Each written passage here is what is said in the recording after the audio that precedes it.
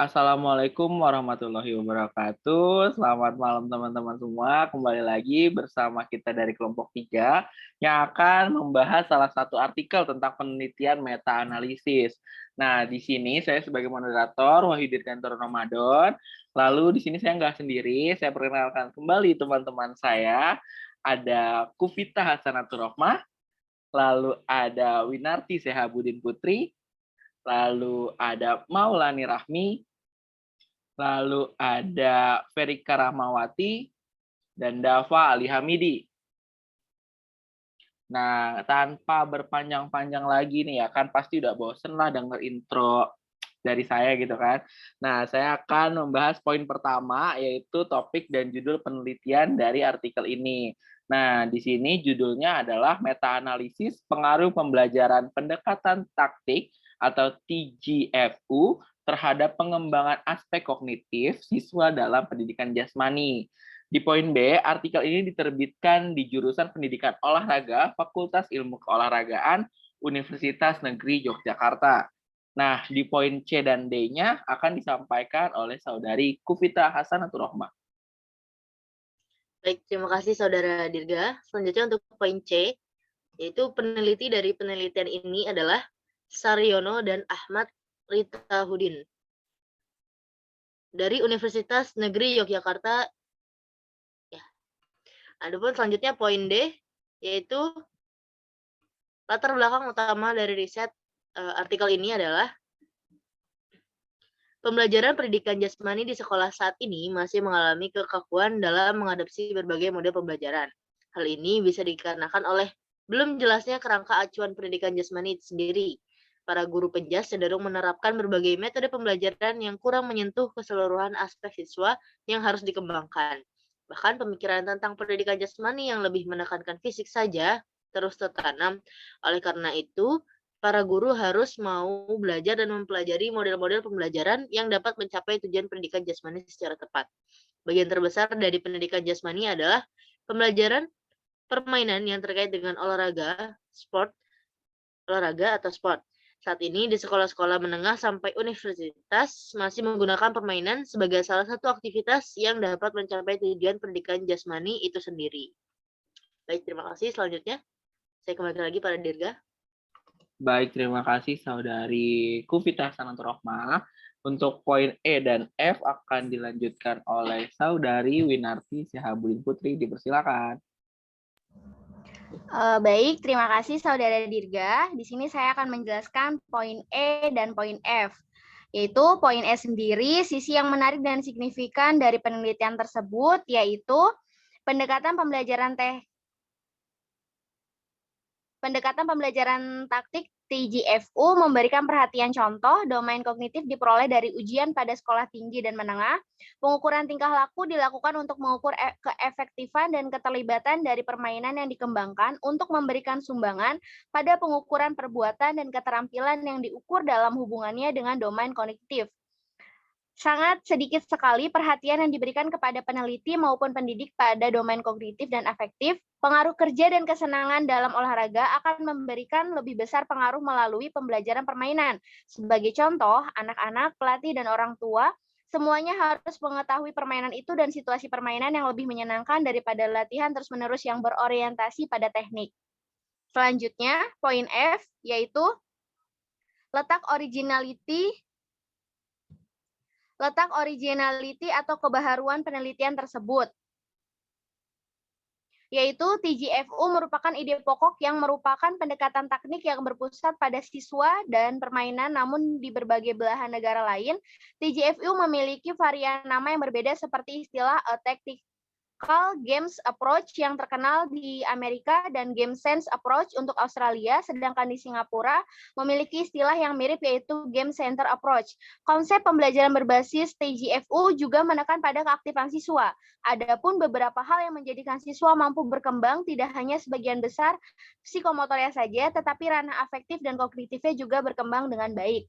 Sekian dari saya kembalikan kepada Saudara Dirga. Terima kasih.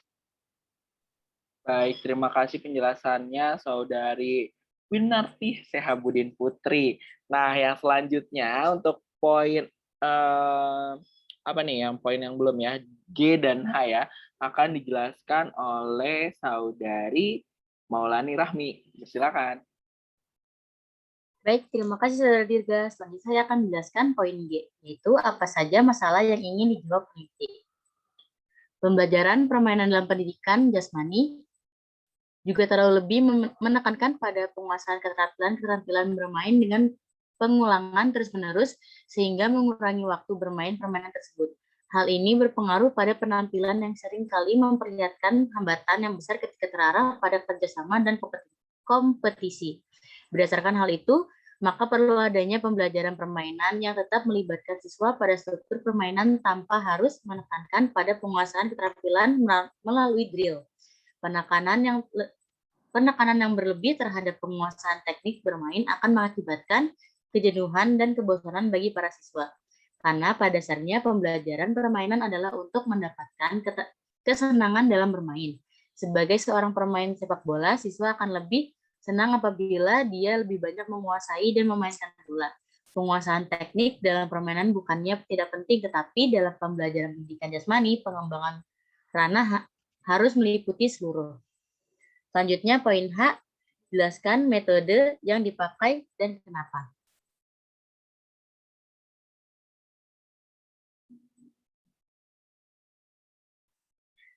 Penelitian ini menggunakan desain meta-analisis. Meta-analisis secara sederhana dapat diartikan sebagai analisis atas analisis. Sebagai penelitian, meta-analisis merupakan kajian atas jumlah hasil penelitian dalam masalah yang sejenis. Instrumen dalam penelitian ini menggunakan human instrument. Setelah fokus penelitian menjadi jelas, maka akan dikembangkan instrumen penelitian sederhana yang diharapkan dapat melengkapi data dan membandingkan kembali data yang telah ditemukan sebelumnya. Teknik pengumpulan data akan menggunakan teknik dokumentasi. Populasi dalam penelitian ini adalah semua dokumen tertulis mengenai penelitian pembelajaran pendekatan taktik TGFU. Selanjutnya saya kembalikan kepada Saudara Dirga. Baik, terima kasih penjelasannya dari Saudari Maulani Rahmi. Yang selanjutnya akan kembali dijelaskan oleh Saudari Ferika Rahmawati. Dipersilakan. Terima kasih Saudara Dirga. Saya akan menjelaskan poin I. Bagaimana desain penelitian di dalam artikel ini? Penelitian dalam TGFU menggunakan beberapa desain penelitian, yaitu eksperimen dengan pretest dan post-test design, research and development atau R&D, deskriptif korelasional komparatif, survei dan penelitian tindakan kelas atau PTK. Berdasarkan kajian terhadap 18 penelitian tentang TGFU. Selanjutnya, poin G, apakah kesimpulan menjawab semua pertanyaan peneliti di dalam artikel ini? Berdasarkan hasil penelitian dan pembahasan penelitian, maka dapat disimpulkan bahwa pembelajaran pendidikan jasmani yang dikemas dalam aktivitas pembelajaran TGFU, Teaching Games for Understanding, atau pembelajaran taktik secara kognitif berperan dalam meningkatkan kemampuan berpikir siswa, kemampuan pengambilan keputusan, serta transfer dalam sebuah pemahaman.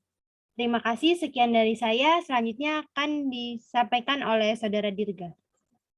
Baik, terima kasih nih untuk Saudari Ferika atas kesimpulannya. Cuman nggak hanya itu, bakal dilanjut oleh Saudara Dava di poin K dan L. Dipersilakan Saudara Dava. Baik, terima kasih Saudara Dirga. Poin K adalah sebutkan masalah apa saja yang masih atau belum diselesaikan dari penelitian di artikel itu. Tidak ada. Dan di poin L, apa tawaran kalian untuk judul-judul penelitian baru yang ada kaitannya dengan variabel di artikel itu dan kenapa? Oke, judulnya ada 5. Yang pertama adalah analisis model pembelajaran project-based learning terhadap kreativitas dan hasil belajar siswa di sekolah dasar. Yang kedua, meta-analisis hubungan kreativitas dan assessment.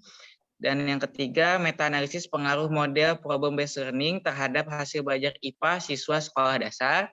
Yang keempat, studi meta-analisis pelatihan regulasi emosi untuk menurunkan tingkat kecemasan. Dan yang terakhir adalah meta-analisis corporate learning. Cukup dari saya kembalikan ke Saudara Dirga. Baik, terima kasih Saudara Dava atas penjelasannya. Di sini kita sudah menjelaskan beberapa pemaparan tentang artikel ini ya, teman-teman ya. Jadi kalau ada yang masih ingin ditanyakan tentang penelitian meta-analisis ataupun ingin menelaah kembali nih artikel tentang meta-analisis, bisa ditanyakan di kolom komentar. Jadi jangan ragu untuk bertanya ke kelompok kami, langsung aja di kolom komentar yang sudah tersedia di YouTube channel kami. Mungkin cukup sekian pemaparan artikel tentang penelitian meta-analisis dari kelompok 3. Mohon maaf bila ada kesalahan kata atau penyampaian jawaban dari kelompok kita. Terima kasih, selamat malam, dan sampai jumpa besok. Terima kasih. Terima kasih. Happy watching.